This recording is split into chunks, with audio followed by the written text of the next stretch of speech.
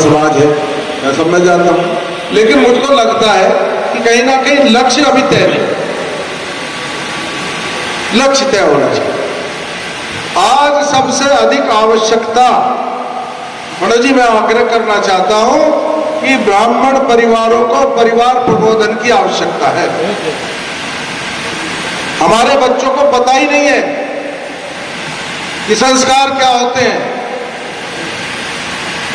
खान पान व्यवहार आचरण चरित्र का उनको कहीं से पाठ ही नहीं मिल रहा। पाठ तो क्या मिल रहा है, टेलीविजन। अब टेलीविजन में पीछे छूट का मोबाइल। एक दिन साला मैंने मोबाइल की फेसबुक खोल ली, अब वो पता ना एक बटन सा दबा, फिर वो दूसरी तरफ फोन। मुझे ज्यादा टेक्नोलॉजी तो क्या दुनिया भर की गंदगी उसमें भरी पड़ी है। तो नौजवान बच्चों का मन मस्तिष्क उससे खराब होगा तो ठीक रहेगा। शास्त्रों में लिखा है, मैं बहुत पढ़ा लिखा व्यक्ति तो हूं नहीं, जन्म से हर व्यक्ति शूद्र है। वो किसी भी जाति में पैदा हुआ है, जन्म से वो शूद्र है। संस्कार के द्वारा वह विप्र बनता है, द्विज होता है। जब उसका यज्ञोपवीत संस्कार होगा तब वो द्विज होगा, तब विप्र कहलाएगा। उससे पहले तो वो शूद्र होनी है। संस्कार से वो द्विज बनता है, ज्ञान से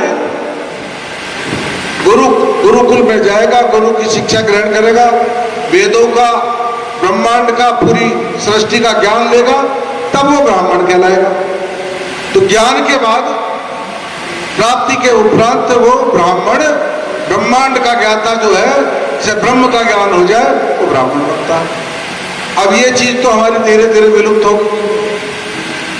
कलिकाल है, मजबूरी भी है, व्यवस्था भी है, जिंदा तो रहना है ना। अब जैसा युग है उसके हिसाब से चलना भी पड़ेगा, लेकिन हमारा संस्कार, हमारा ज्ञान विलुप्त ना हो जाए, इसकी चिंता हमको करनी चाहिए। तमाम ब्राह्मण संगठनों का लक्ष्य ये होना चाहिए। बैठक करना बहुत आवश्यक है, कार्यक्रम करना बहुत आवश्यक है, लोगों को अपने साथ जोड़ना बहुत आवश्यक है। ये सब नहीं होगा तो आगे कैसे बढ़ेंगे? लेकिन हम यहीं तक सीमित ना रह जाए, हम इससे आगे बढ़े। और इससे आगे का स्टेप है कि हम अपने ज्ञान, हम अपने संस्कार को किस प्रकार बचा करके, इस भयंकर कलयुग में किस प्रकार बचा करके रखें, ताकि ये संस्था ब्राह्मण की वक़्त, आज भी पैंट कमीज और बहुत बढ़िया सूट में पंडित जी हैं, और ओडी गाड़ी में चल रहे हैं, उनको नमस्कार कोई नहीं करने वाला। लेकिन एक पंडित जी तिलक लगा है माथे पे, वह वेशभूषा उनकी ब्राह्मणों की, शिखा बंधन किए हुए हैं, और वो साइकिल से आए हैं या पैदल जा रहे हैं, तो उनको पंडित जी कह के प्रणाम, क्योंकि लगता है कि इसमें ब्राह्मण के संस्कार, तभी तो नमस्कार कर रहे हैं ना। धन को, उसको, ब्राह्मण को इसलिए नमस्कार नहीं है। इसलिए हम अपने उस संस्कार को रख सकें, अपने ज्ञान को सुरक्षित रख सकें, अपनी परंपराओं को सुरक्षित रख सकें। ये अगली योजना इस प्रकार बनानी चाहिए कि हम परिवारों को बुलाएंगे, बच्चों को बुलाएंगे, महिलाओं को बुलाएंगे, संत परवर को बुलाएंगे, संतों को बैठाएंगे, और उनके द्वारा 1 घंटे 2 घंटे का समय पर परिवार को चलाने के लिए क्या आवश्यक है।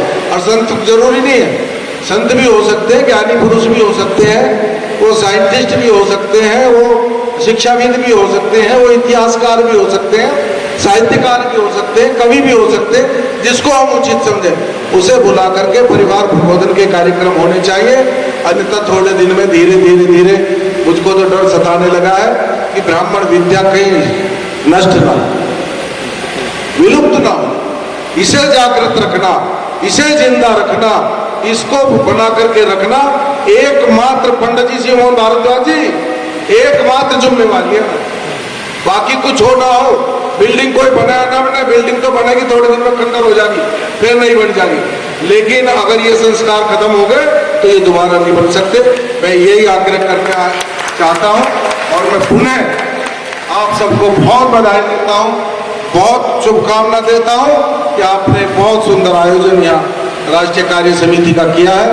मैं चाहता हूँ कि और आगे बढ़े और समाज के उत्थान के लिए, समाज के उद्धार के लिए कार्यक्रम करें। दूसरी बात मैं कहना चाहता हूँ, राजनीतिक क्षेत्र में अपने कार्यकर्ताओं का, अपने मित्रों का, अपने समाज का यथासंभव सहयोग करना चाहिए, लेकिन जहां धर्म की बात है, कश्मीर में भी तो पंडित थे। अभी मेरे भाई कश्मीरी पंडितों का जिक्र कर रहे थे। एक तो मैं उनको आश्वस्त कर देना चाहता हूं कि अब कश्मीरी पंडितों की चिंता करने की जरूरत नहीं। सरकार, हमारी भारत सरकार, माननीय मोदी जी, माननीय अमित शाह जी, उसके लिए जितना अब दो लोग जाके ही ना बसे वहां, क्योंकि मेरी बहुत सारे कश्मीरियों के बच्चों से बात हुई, कहने लगे जब पैदा तो गाजियाबाद में हुए, दिल्ली में हुए, यहीं पढ़े लिखे, यहीं जवान हो गए, यही हमारी शादी होगी। अब हमें कश्मीर के बारे में क्या पता, हम क्या करें वहां जाकर। लेकिन फिर भी सरकार का पूरा प्रयास है कि उनको उनकी संपत्ति वापस जो छीन ली गई थी वो दी जाए, उनके मकान जो जबरदस्ती ले लिए गए थे उनकी रजिस्ट्रियां रद्द की जा रही हैं, उनसे कब्जे खाली कराए जा रहे हैं, जो उनकी जायदाद कोड़ियों के भाव या फ्री में लिखवा ली गई थी वो खाली कराई जा रही है। कश्मीरी पंडितों के पुनर्स्थापन की काम सरकार कर रही है, लेकिन आप कल्पना करो कि कितने लंबे समय बाद हो रहा। सरकार तो देश में उसी दिन से चल रही थी ना, जिस दिन से कश्मीरी पंडित 90 के दशक में रातों रात अपना घर बार सा जायदाद संपत्ति और महिलाओं को छोड़ करके अपनी जान बचा करके भगे थे। जो सीन आज अफगानिस्तान में हमने देखा, वही दृश्य कश्मीर में था, वही दृश्य कश्मीर में था। और सरकारें आई और गई, कुछ नहीं हुआ। लेकिन अगर सरकार की दृढ़ इच्छा शक्ति हो तो निर्णय होते हैं। आज अगर केंद्र में हिंदूवादी सरकार, राष्ट्रवादी सरकार बैठी है तो उसने कश्मीरी पंडितों को विस्थापन का काम किया है। अब वो जितना जाना चाहेंगे स्वेच्छा से, आग्रहपूर्वक उनको वहां पुनर्स्थापित किया। लेकिन मैं एक बात कहना है, क्या पूरी बात कहो, मुझे ऐसा लग रहा तुम तगादा करो, हट जाओ। नहीं, लेकिन मैं ये कहना चाहता हूं कि कश्मीर हो, चाहे गाजियाबाद हो, चाहे मेरठ हो, अगर हिंदू शक्ति कमजोर होगी, कश्मीर में हिंदू शक्ति कमजोर हुई ना। आज कश्मीर में जितने मुसलमान हैं ये भी तो ज्यादातर ब्राह्मण ही थे, ब्राह्मण थे या राजपूत थे। ये मुसलमान बन के कुछ बेचारे बचे रहे तो वे अब जान बचा करके मरे। अगर पूरे देश में हिंदू शक्तियां कमजोर होंगी तो ब्राह्मण ही कहां से बचेगा। सबसे पहला जो लक्ष्य होता है, चाहे वो मुगलों का था, चाहे वो अंग्रेजों का था, वो जानते हैं कि समाज को दिशा देने वाला, बुद्धि देने वाला वर्ग ब्राह्मण है, पहले इसे खत्म करो, पहले इसका सत्यानाश करो। ये योजना होती है। जिस दिन हिंदू शक्ति कमजोर होंगी सबसे पहला टारगेट ब्राह्मण होगा, बाकी जातियां बाद। इसलिए हम सबका पहला उद्देश्य है कि देश में, प्रदेश में हमारी ताकत इस बात पर भी ध्यान होना चाहिए कि हमें हिंदुत्व को मजबूत रखना, हिंदुत्व को शक्तिशाली रखना है। आज क्या बात होगी भाई, अब जितने भी देश के राजनीतिक दल हैं जिन्हें गोल टोपी लगाने के अलावा दूसरी टोपी ना दिखाई दे रही थी, और गले में वो स्कार्फ डालने के अलावा कुछ दिखाई नहीं दे रहा था, और रुमाल सा डालने अलग किस्म का, और रोजा अफ्तार अब कहां गए भाई। रोज अखबारों में एक फोटो आता था, आज फलाने नेता ने रोजा अफ्तार करा, होता था नहीं होता था। अब रोजा अफ्तार का हो रहे का, अब क्यों न जाते नेता, उन्हें पता लग गई, दिशा बदल रही है देश की कि रोजा अफ्तार करने से भला नहीं होने वाला। इस देश के हिंदू समाज की अगर उपेक्षा करोगे तो खत्म हो गया, जड़मूल से खत्म हो जाओगे। इसलिए धीरे धीरे सबको अकल आने लगे। अब लोग मंदिरों में घंटे बजाने लगे, गंगा स्नान करने लगे और उसके फोटो खिंचवाने लगे। नौटंकी से ही कर तो रहे हैं, कर तो रहे हैं।